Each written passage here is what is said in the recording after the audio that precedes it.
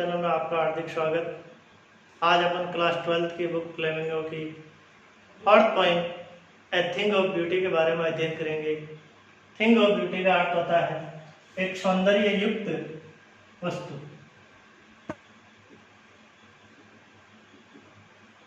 एक सौंदर्य युक्त वस्तु। ए थिंग ऑफ ब्यूटी यानी सौंदर्य युक्त वस्तु। थिंग ऑफ ब्यूटी का जो पोइट है वो है John Keats. John Keats was a British poet born on October 31, 1795 in London. यानी इस पोइम के जो लेखक जॉन कीट्स हैं वो एक ब्रिटिश पोइट है, ब्रिटिश कवि है, जिनका जन्म 31 अक्टूबर 1795 को लंदन में हुआ था and died on February 23, 1821 in Rome, Italy. और जॉन कीट्स की मृत्यु है वो 23 फरवरी 1821 को रोम, इटली में हुआ था। He lost both his parents at a young age. John Keats ने अपनी माता पिता को अपनी युवा अवस्था में ही खो दिया था। यद्यपि he trained to be a surgeon, यानी जॉन कीट्स अपने आप में एक शल्य चिकित्सक के रूप में प्रशिक्षित थे, लेकिन decided to devote himself wholly to poetry। लेकिन decided निश्चय किया टू डेवोट का अर्थ होता है समर्पित होना, हिमसेल्फ अपने आप में, होली पूर्णतया से पोइट्री यानी शल्य चिकित्सक के रूप में प्रशिक्षित होते हुए भी उन्होंने अपने आप को पूर्ण रूप से कविताओं के प्रति समर्पित होने का निश्चय कर लिया। इट इज एन एक्सेप्ट, इसका अर्थ होता है अंश, यानी an except from his poem ending on a poetic romance. जो ये अपनी पोइम है ए थिंग ऑफ ब्यूटी, ये एक poem ending on a poetic romance का एक अंश है। The poem is based on A Greek legend. Greek का अर्थ होता है ग्रीक और लीजेंड का अर्थ होता है पौराणिक कथा, यानी बेस का अर्थ होता है आधारित। ये कविता एक ग्रीक पौराणिक कथा पर आधारित है, इन विच जिस कथा में Endymion a beautiful young shepherd, Endymion एक युवा सुंदर गडरिया है, भेड़ चराने वाला, and poet who lived on Mount Latmus, और कवि जो माउंट लैटमस पर्वत पर रहते हैं, had a vision of Cynthia. उनका एक विजन का अर्थ होता है लक्ष्य, एक लक्ष्य है किसके प्रति? सिंथिया एक है चंद्रमा की देवी, जो उनका लक्ष्य है। द एंसेंटेड यूथ, एंसेंटेड का अर्थ होता है मंत्रमुग्ध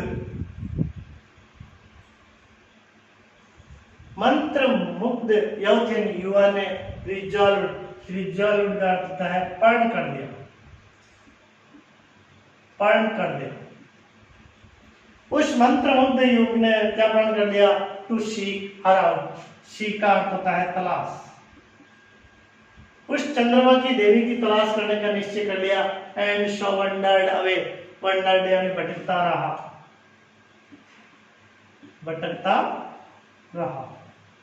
और वो युवक भटकता रहा through the forest and down under the sea, अपने चंद्रमा की देवी की तलाश में जंगलों में भटकता रहा और अंत में समुद्र में समा गया।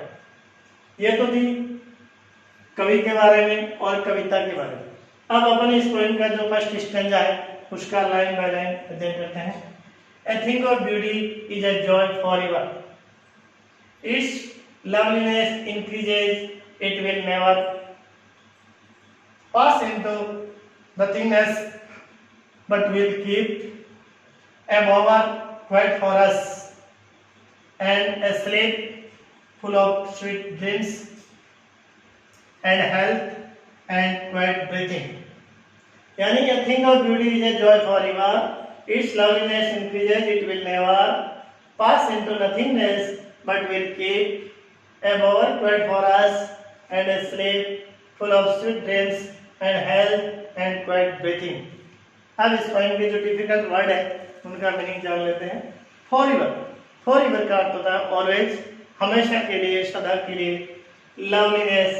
लवलीनेस का अर्थ होता है सुंदरता, सौंदर्य।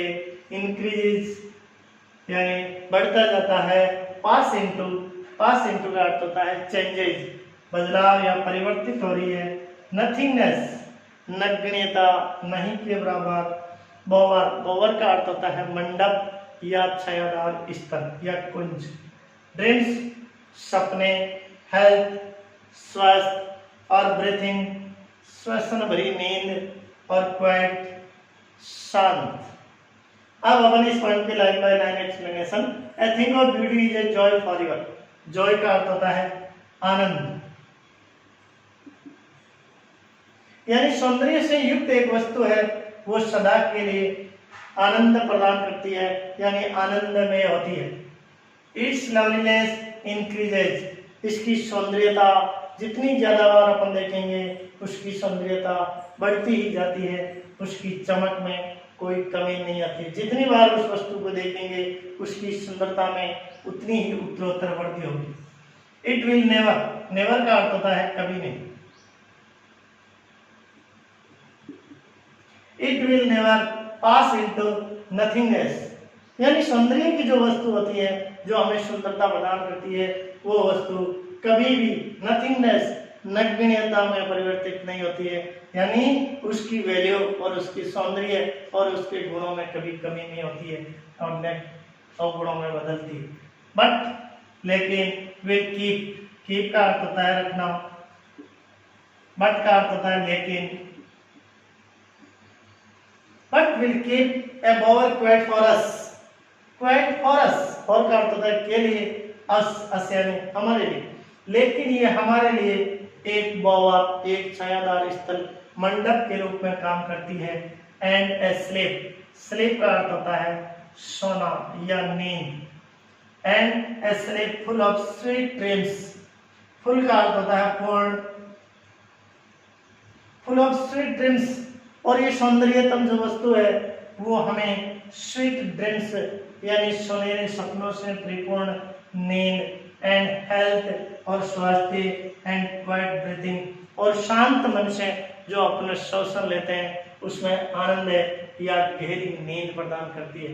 यानी सौंदर्यतम वस्तु है वो हमें ज्यादा से ज्यादा आनंद प्रदान करती है। तो इस स्टेंजे के अंतर्गत कवि एक सौंदर्य से युक्त वस्तु की वैल्यू, उसकी महत्व, उसकी उपयोगिता या उसकी आवश्यकता के बारे में हमें जानकारी देता है। अगला stanza. Therefore, on every morrow are we reading a flowery band to bind us to the earth, spite of despondence of the inhuman death of noble natures of the gloomy days, of all the unhealthy and over-darkened ways made for our searching. Yes, in spite of all, some shape of beauty merge away the pall from our dark spirits. Such the sun, the moon, trees old and young, sprouting a shady wound for simple shape. अब अपन इस स्टेंजे के जो difficult word है, मोरो, मोरो का अर्थ होता है कल या नया दिन। रीडिंग, रीडिंग का अर्थ होता है गूंथते हुए।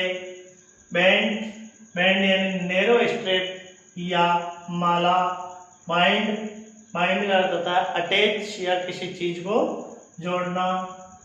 डेस्पॉन्डेंस, डिस्पेयर, निराशा। Inhuman, lack of human values यानी मानवीय मूल्यों की कमी। डार्क, लेक, कमी। ग्लूमी, ग्लूमी का अर्थ होता है शेड, उदास। डार्कन यानी अशुभ या अंधकार भरे। In spite of, in spite of यानी के बावजूद। शेप, आकृति। पॉल, पर्दा या आवरण। स्प्रिट्स, इनर सेल्स या आत्माएं। स्प्राउटिंग, अंकुरित कर रही है या विस्फोटित कर रही है। शेडी, छायादार। बोन, ब्लेसिंग वरदान और शीप बेड। अब अपन इस स्टैंजे के line by line explain. Therefore का अर्थ होता है इसीलिए,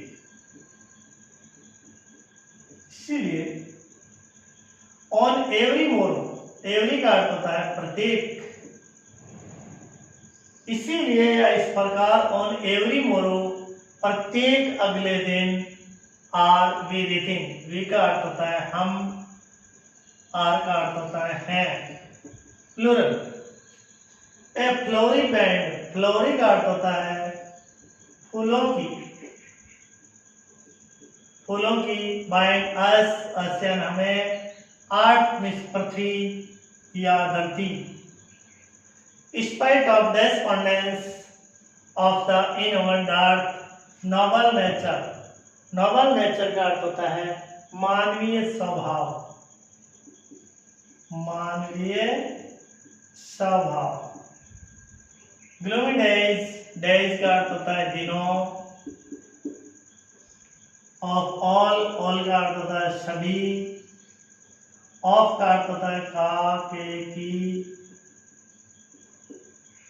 unhealthy, अस्वास्थ्यकर,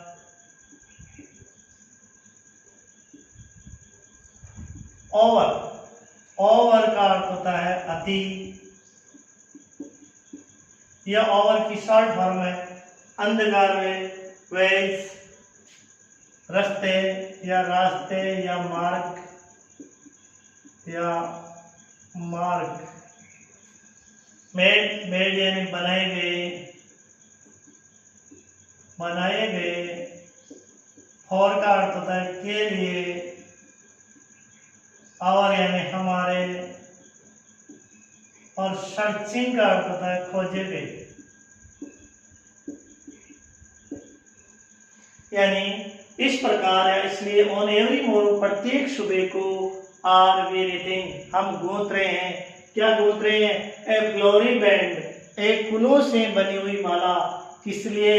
to bind us to the earth, यानी हम स्वयं अपने को पृथ्वी के साथ जुड़े रहने के लिए एक फूलों की माला प्रत्येक सुबह को, प्रत्येक नए दिन या अगले दिन हम फूलों की माला गूंथ रहे हैं। किन किन परिस्थितियों में? स्पाइट ऑफ डेस्पॉन्डेंस, निराशा, ऑफ द इनह्यूमन डार्थ, ए मानवीय, डार्थ ऑफ नोबल नेचर, मानवीय स्वभाव में की कमी, यानी मानवीय स्वभाव की कमी जिसमें अमानवीयता आ जाती है। ग्लोमी डेज यानी उदासी भरे दिनों में, यानी हमारे उदासी भरे दिनों में मानवता, मानव मूल्यों की कमी और अमानवीयता की निराशा के बावजूद, और of all the unhealthy and over darken days, और सभी अस्वास्थ्यकर और अति अंधकार में भारत की तलाश में, यानी हमारे लिए हमारी खोज किए गए या हमारी खोज के लिए या हमें खोजने के लिए बनाए गए, हमें खोजने के लिए बनाए गए सभी अस्वास्थ्यकर और अति अंधकारमय मार्गों और निराशा, अमानवीयता और मानवीय मूल्यों की कमी एवं उदासी के दिनों में, यानी इन परिस्थितियों में हम प्रत्येक नए दिन पृथ्वी के साथ जुड़े रहने के लिए या पृथ्वी के साथ सामंजस्य या अटैच रखने के लिए नए दिन में नए फूलों की प्रतिदिन माला गूंथ रहे हैं। यानी इस स्टेंजे के अंदर कवि सुंदरता की एक वैल्यू, यानी सुंदरता का क्या महत्व है और सुंदरता किन किन परिस्थितियों में सुंदरता अपना असर या अपना प्रभाव दिखाती है। तो इस स्टेंजे में निराशा के दिन, अमानवीयता की कमी और मानवीयता की कमी और उदासी के दिनों में भी सुंदरता, यानी सुंदर वस्तु, फूल एक सुंदर वस्तु है जो हमें पृथ्वी के साथ जुड़े रखने के लिए हमें फूलों की माला गूंथते हैं। अगला स्टेंजा, यस, यस का अर्थ होता है हाँ, इन स्पाइट ऑफ, के बावजूद, ऑल सभी, सम शेप ऑफ ब्यूटी, सम का अर्थ होता है कुछ, शेप ऑफ ब्यूटी, शेप का अर्थ होता है आकार, ब्यूटी का अर्थ होता है सुंदरता, मूव्स अवे, मूव्स अवे का अर्थ होता है हटाती है या दूर करती है, the pall from our dark spirit, यानी हमारी नीरस आत्माओं को, डार्क का अर्थ होता है नीरस, सच इस प्रकार, सन में सूर्य, मून में चंद्रमा, ट्रीज पेड़ों, ओल्ड पुराने,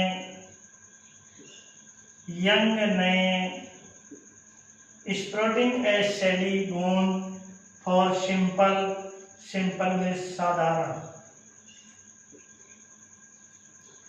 यानी हाँ इन स्पाइट ऑफ ऑल, इनके उन ऊपरी स्टेंजे में जो भी कमी या जो भी समस्याएं बताई गई है, उन समस्याओं के बावजूद भी हाँ सम शेप ऑफ ब्यूटी, सुंदरता की कुछ आकृतियां, सम शेप ऑफ ब्यूटी यानी सुंदरता की कुछ आकृतियां या सुंदरता की कुछ वस्तुएं, मोज अवेदा पाल फ्रॉम आवर डार्क स्पिरिट, यानी पॉल यानी पर्दा, हमारी अंतरात्माओं में जो निरस्तापूर्ण जो भरी हुई है, उदासी भरी जो निरस्ता भरी हुई है, उनसे ये सुंदरता की जो आकृति है या सुंदरता की कुछ चीजें हैं वो हमारे अंदर भरी हुई निरस्ता को हटाती है, बाहर निकालती है। इस प्रकार द सन यानी सूर्य, चंद्रमा, ट्रीज ओल्ड एंड यंग यानी पुराने और नए पेड़ पौधे, sprouting A Shady bone for simple ship, यानी इन परिस्थितियों के बावजूद भी जो सुंदरता की वस्तु है वो हमारे अंदर भरी हुई निरस्ता को, पूर्ण पर्दे को हटाती है, और सूर्य, चंद्रमा और पेड़ पौधे साधारण भेड़ों के लिए एक शेडी बोन, एक शेडी का अर्थ होता है छायादार, वरदान यानी स्प्राउटिंग, पेड़ पौधे अपने नए नए कौंपलों को अंकुरित करके और उस सूर्य से जो गर्मी है उस गर्मी को उन भेड़ों से बचाने के लिए उस गर्मी से एक शेडी बोन, एक छायादार वरदान के रूप में काम करती है। तो इस स्टेंजे में भी कभी सुंदरता की असीम संभावनाओं और सुंदरता की वैल्यू के बारे में हमें बताया गया है। अब इससे अगले स्टेंजे है वो पार्ट 2, इससे अगला स्टेंज है वो अपन पार्ट 2 में पढ़ेंगे।